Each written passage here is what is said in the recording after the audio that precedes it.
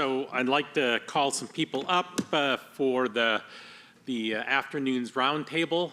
So I'd like to get Ghana and Hannah up here, as well as Ingo, and I'm going to bring Scott Demarest from Colorado up, please.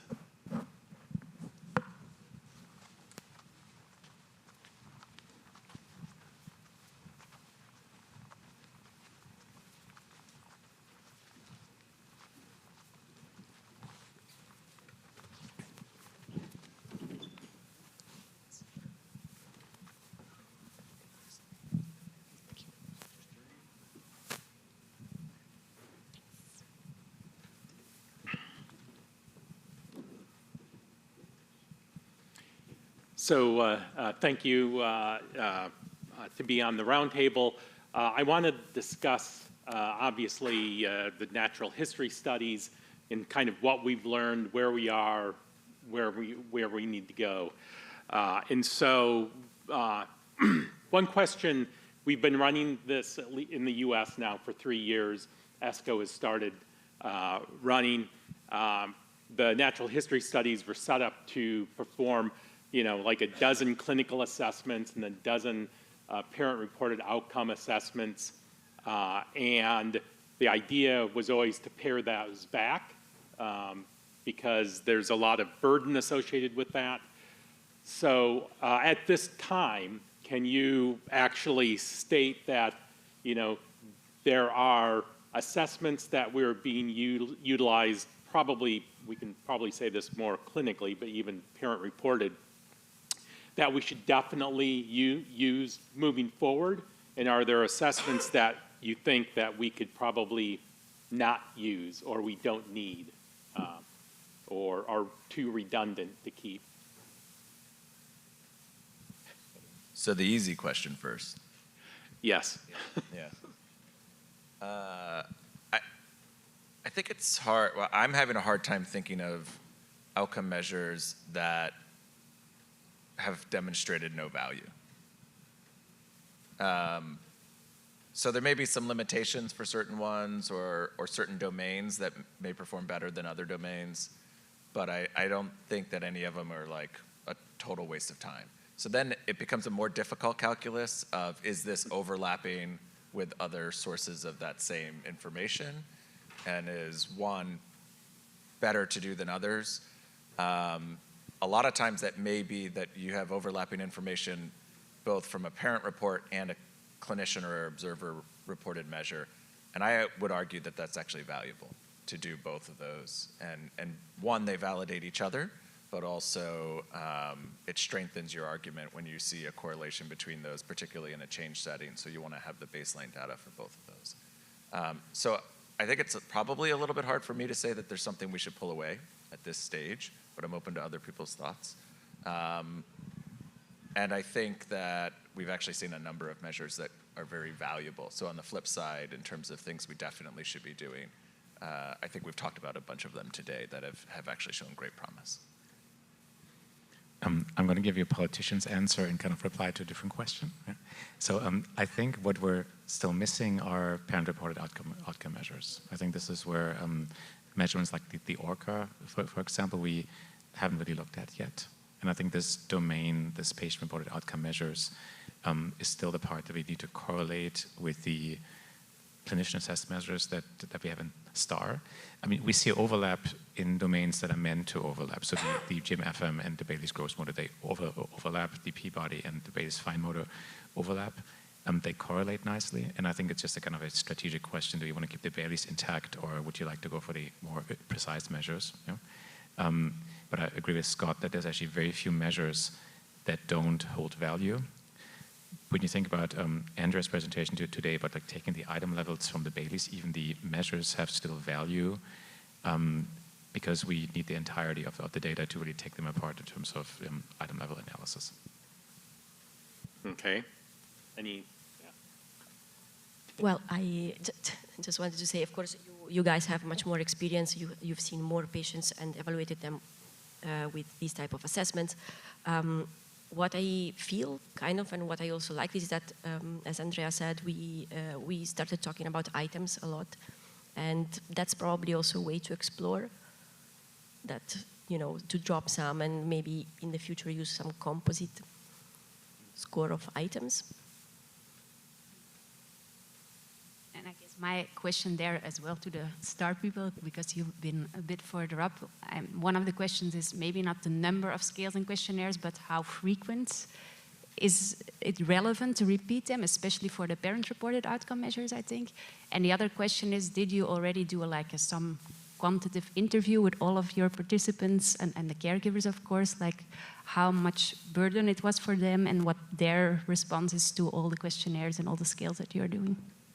So I think completion rate gives you this idea, right? I mean, we have the way that STAR studies are structured is in a way very thoughtful to what children can do, yeah. And I think while this is a burden, it is not in a way excessive. I think part of that message that we're going to have strategically for families is that it's really important to kind of keep on doing this. Yeah, so natural history study is meant to be repetitive. It's meant to be validating the measures over and over again, because this is what we need for like regulatory precision. Did you have any dropout of your study already over 3 years? So we had quite a few dropouts. This was how the study was designed. So we had the cross-sectional part first for the first year, and then we only had a subset of patients coming back for like the second year. Dropout in natural history studies is something that's very hard to track. And we have patients showing up late. Yeah? We have patients coming back after an entire year, and we're still inviting them back. So this doesn't have the rigor of a clinical trial where we kind of go by dropout and make Kaplan-Meier curves, but we kind of take the data of families as we can actually get them in. So as I've been listening throughout the day, the things that I keep coming back to of this is what we need to do next, this is the things we should look at, are all related to longitudinal data. They're not related to whether we're capturing useful information. And one of the ways of thinking about, do you have a representative external control cohort, is to actually do sort of an age density plot, where you essentially are asking the question, at any one age, how many patients do I actually have data on? And even with 100 plus patients, that number often drops to like single digit numbers until you have 2 to 5 years worth of follow-up, because that starts to fill in the gaps in between those different ages, right? Because you have multiple age time points. And that's critical actually for being able to understand age level trajectories across different measures and domains, and be able to confidently say, look, we have 20 or 30 patients who are 2 years old, and my patient who got a gene therapy at 2 years of age did something different than any of those patients, right? If you only have 3 patients that are that age in your external control cohort, how convincing is it? Maybe just one comment. I mean, this is what I mentioned earlier, like STX deceives in small cohorts. Yeah? So we see this right now, just your comment in the kind of kids where we have the highest density of patients between the maybe 5 and 10-year-old, that we kind of get to see the pattern. But before this and then after this, and then patients who are atypical, we don't have the longitudinal data yet. So this is really the next phase of STAR, is really making sure that our data becomes longitudinal, that we can really kind of draw out trajectories and kind of see how narrow they are, because this is what we need. Okay, so taking off from the age subject that you brought up, and what Ingo was showing about the dynamic, stable, outlier sort of subgroups. So, and this was kind of brought up, but I'd like some perspective or your ideas on this is, so if you were going to run a clinical trial, do you think you want to run it in the dynamic group, the stable group, or outlier group, or it's not going to matter? Yes. I'm being a bit facetious, but you actually do. I think you have to be very careful in clinical trial design to find the cohorts that are going to allow you to demonstrate change, which may be slightly different arguments, depending on those age cohorts that you were talking about. But also, you want to have a representative sample for what you want to label on eventually. So if you're so restricted and you say, like, we're only going to treat patients between 2 and 4 years of age, like, how do you then get a label that allows access for a broader age range where it may actually be beneficial? So you use some clever things where you have a primary cohort for efficacy in a particular range, but you have an expansion cohort that allows you to also look at efficacy and demonstrate safety in a broader age range. Things like that you can do that help you to actually get there. But it may not be just about who are you willing to treat, but also how are you focusing your analysis by cohorts.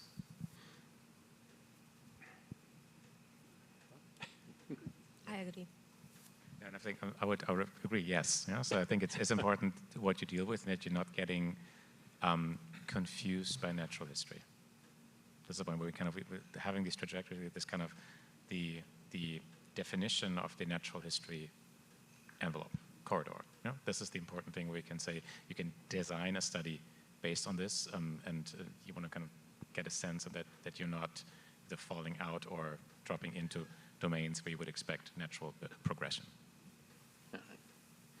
And kind of, I guess, I was going to ask a couple other questions, but I think I just want to skip to kind of like the final question I was going to ask, which is, so what are 3 learnings that you've had or that you've seen since we've started this natural history study and since they've been going on? So, I mean, the things that you've learned, things that are surprising, or things that have changed the way that you would end up running a clinical trial, interventional drug trial? Well, I think... Or that you would tell a pharmaceutical company, if they're running a trial, this is what you need to do, this is what you need to look at, this is how you need to run it. I don't know how much I would tell a company now, because I think one thing that, at least personally, I learned is to drop a lot of prejudice around STXBP1, because the more patients I meet and the more I'm surprised actually because of the variability. So now my advice to a company probably wouldn't be the same that I would have given 3 years ago, and it wouldn't be that strict. So I would probably not give any type of restrictions actually on a lot of inclusion criteria and other things that we were discussing before. I think the epilepsy reconstruction data has been very useful, actually, both clinically and for clinical trial planning. I think we've had a sense for quite a while that, like, there's actually a decent number of patients that, like, they have epilepsy and they've had seizures, but they may not, at this moment, that may not be the biggest concern, or they're, like, reasonably controlled for a while and then they come back and then they're, you know, we have to adjust. But I think actually that data is really useful in terms of quantifying that and understanding the relative value across the population that seizures as a primary endpoint is going to be versus as an endpoint or a key secondary endpoint when it's present. But it creates serious limitations if you're trying to use it as a primary. I think maybe like my 3 learning points would be, like, first of all, seizures, I would agree. So we've seen this in the last 5 years that we changed from seizures as primary outcomes to now saying the variability is just too high. And I think this is something that I think everybody understands now. Yeah? Second part is that there's that real world data has really been useful. Yeah? When we think about the reconstruction, that we're able to kind of merge this with the prospective data. So we didn't go into STAR blind as to what the outcomes are. We had a very good sense on what we would expect. Yeah? And then maybe my third thing is that STXBP1 is predictable. I think this is one thing that has really changed over the last decade, that this is not this kind of diffuse condition anymore where it's such a high threshold to start even thinking about trials. But we can actually be very precise and say, this is how you would run a trial. Those are the measures that you would see. This is what you would use. Those are the kind of minimal differences that are possible. And so STXBP1 is predictable. I think I'd echo most of these findings. I think, especially for the non-seizure outcomes, I think the motor phenotype is also a very significant one we need to look at and follow up. And I think something, although I can see it's more predictable indeed, although I think something we don't understand enough yet is the phenotypic variability. And I think that's something we need to invest in, because it will be important also for stratifying patients maybe for trials, I think. So I will open it up to, again, the group, if anybody has any comments or kind of questions, or from what they've heard from everybody speaking, maybe you have insights that you'd like to share as well. I have There a you go. question. Okay, I loved the analysis that pulled out some items that weren't really great and showed which items were best and changing to raw scores or gross scores or all of that. How much of this has been run by FDA or EMA so far, since they really don't like that sort of thing on a general basis, and what has been their reaction? We haven't yet, but we plan to with EMA. Yeah, same. I think we have a CPM coming up, yeah, where this is going to be Yeah. one of the discussion points. Maybe you can bring it up at that roundtable. Exactly. Yeah, I think at the roundtable, I think we're going to learn a lot in the next year Yep. from existing trials, not in STXBP1, about what the FDA is ultimately going to be willing to give approvals around, with some similar approaches in terms of milestone-based analyses and how those are structured. And can I just maybe make one point, Terry? I think this is kind of our presentation today is where we like kind of end-loaded with taking measures apart. For most parts, we're actually using measures that are very well validated. Yeah, so kind of we have shown this now for the kind of classification scales. This is really valid. Those are tools that we can use for STXBP1 as we can use in CP. Think like Bailey's, GMFM, Peabody, those are validated scales already that have existing psychometrics, and they can be used in STXBP1 with very few ceiling and floor effects. Also, I think that regulators actually learn from these, because I'm not sure that there are, any previous knowledge actually about or opinions actually about the use of such instruments outside of age ranges, and that they don't have any other options actually to propose besides that. I mean, what's the alternative? SCSA, yeah. This is something where we also kind of go into validation part, and many of these, like validation is one main part to make them really applicable for the FDA. So we've really kind of done our homework. STAR is FDA compliant, and how we kind of do data monitoring and kind of data assessment. And there's actually quite a bit of work on the back end, people's time, making sure that this is really kind of by the books. I have a question about biases. For instance, if you have caregiver bias or sampling bias when they happen to be in the clinic, or even repeated measuring bias. And if you've identified them, and if so, how are they accounted for within the data set and moving forward?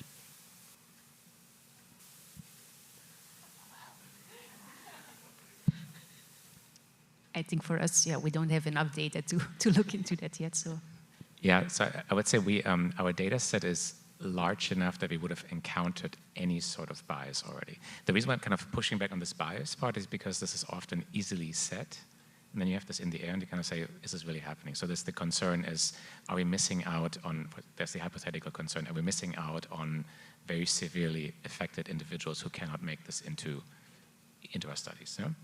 And my answer to this is we see this across the entire spectrum. We actually have patients with STXBP1, and this is where I think your comparison data is quite nice, where we kind of have a good sense on what the lower bounds would be of the natural history. You know? Repeated measures are always tricky, and I remember that when I showed this with the cognitive data, we have actually quite some variability there, so there is some measurement on this repeated part.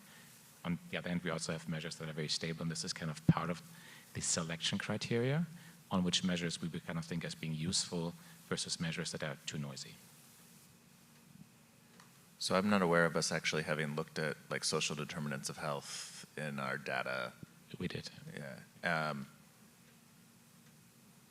I can say from other efforts that we've made in rare disease, we had very white affluent populations, despite significant effort to try to get a more representative sample.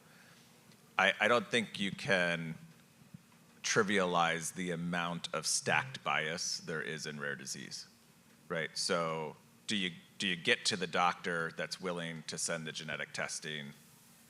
Do you get the genetic testing? You have higher rates of variance of uncertain significance in minority populations. So how concrete is your diagnosis? There's like all of these things that get to even getting the diagnosis. And then you got to get to the clinics and be able to participate in the studies and all of those things, so travel and everything else. So it's not just about the severity of individuals, but it's a number of other systemic biases that exist that I find it hard to believe we don't have that issue in our data. but I don't think it means that the data is not valuable, right? And it's one of those, like in most things in rare disease, you do the best you can and you work with it and you move forward. So you should make the efforts, but it's not a good enough reason to sort of throw it out, right? So and maybe just if I can add one thing. So yes, but I think this is stuff people have actually looked at. So we see like referral patterns and kind of compositions of overall epilepsy populations and rare disease populations, and there's actually not a difference. You know, so yes, there is a difference getting into the door into the healthcare system, but once you're in there, we don't see like a bias towards natural history study versus not. We have sufficient diversity that we would pick up on very strong effects of social determinants on health. When we think about childhood opportunity index, is a good measure for this. And there might be an effect, but it's not particularly strong, that this would kind of give us a very strong bias towards kind of putting kids on a higher versus lower trajectory. And I think this is important to kind of mention that this is not a main driver of our outcome measures. All right, Zach, I'm going to give you the last question of the meeting. So Make it a good one. yes, That's a big one. in quick.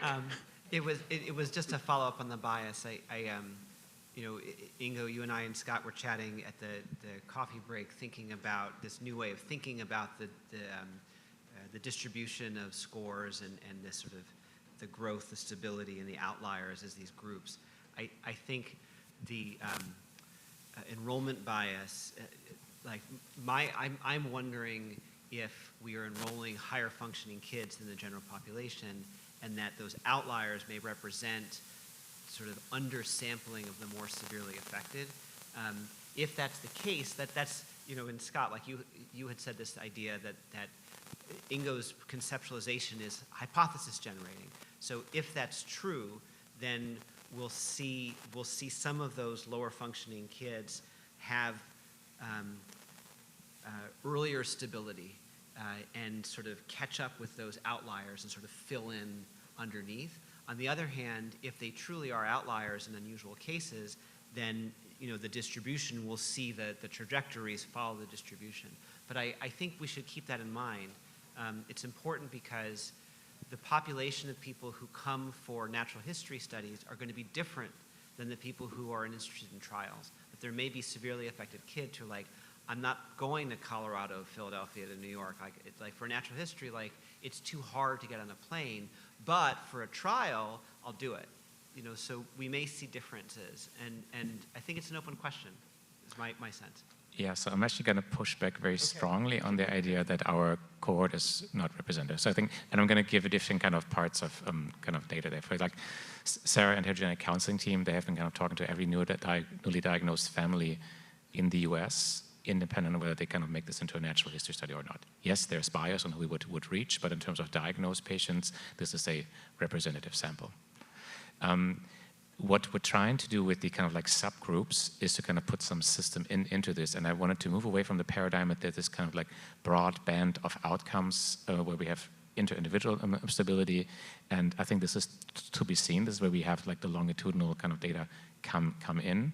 But I feel very strongly that what we see as an outlier from like very severely affected kids, use GMF from like baseline, they have like raw score of like 20 by the age of 10, to people who basically have mild intellectual disability. We cover the entire spectrum. I would maybe add to that what you were mentioning, Donna, which is like this sense that older patients had a different standard of care when they were young. Like we like to talk about natural history as a set thing, but when we're talking about a life course, like I sure hope that our standard of care is not the same as it was 20 years ago.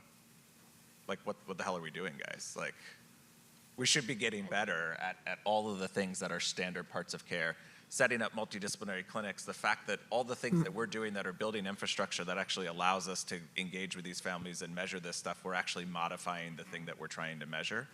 And that is the reality of it, but that's okay because you still have to sort of capture what you can capture, and then I think we're hoping for modifying therapies that are going to be an order of magnitude more impactful than just us improving standard of care for patients. So it should be a different scale, right? But the truth is it's a dynamic changing world, and that's part of it. I agree a lot with this, and actually my observation was also have the feeling that patients that participate in natural history studies are better kind of cared of, but not in sense of, are more followed up in a way. So they actually may have better seizure controls and may have access to whatever supplements that we think might work and all these different things that other kids cannot access. And so it's already an intervention in a way, maybe. So like It's natural history, provocative, yes. natural history as an intervention. Yeah. That's true. I mean, there's some kind of like bias once you actually do this. And maybe There's a I'm actually- comprehensiveness of what There's you're a- doing in terms of Exactly, yeah. evaluations, and then, of course, you try to address whatever you can, right? Exactly, So what you notice. it does improve care, I would argue, to Yeah. participate and to conduct a natural history. And I'm actually going to correct myself. Yes, there is a bias. And I think one bias that we really have, and this comes back to the point about like why are the older STXs, why do we see this drop off? Yes, we do have an under-recruitment of mildly affected adults. Yeah, this is kind of, I think, to be expected, given that this is not a kind of diagnosis that we would chase in someone who is in their 40s and has mild intellectual disability. So I think this is where we're missing this kind of chunk of patients, and this is why the natural history kind of curves seem to trend downwards. You've seen this in the ESCO data.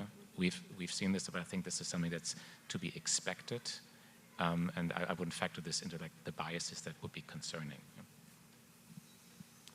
Okay, excellent roundtable and discussion. Thank you for your participation and your views. And so I'm sorry to you. say this is the end of the research roundtable for this year.